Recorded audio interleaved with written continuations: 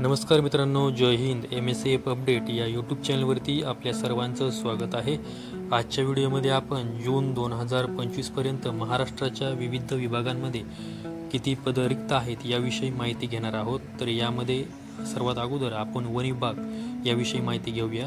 One विभागामध्ये एकूण 13,000 पदं रिक्त आहेत. त्यानंतर आरोग्य विभागामध्ये महाराष्ट्रामध्ये एकूण 4,000 पदे रिक्त आहेत.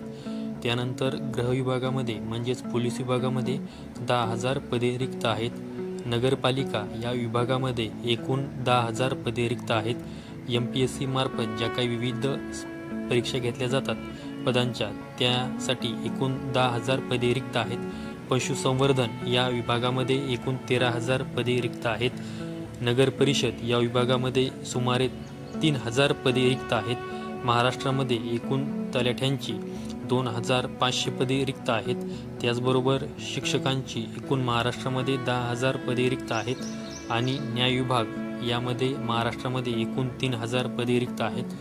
तर महाराष्ट्रामध्ये कोणत्या विभागामध्ये किती रिक्त पदे आहेत याविषयी माहिती देण्यासाठी आजचा व्हिडिओ बनवलेला आहे. वरील या विविध विभागांमध्ये महाराष्ट्रामध्ये साधारणतः 70 ते 75,000 पदे ही रिक्त आहेत.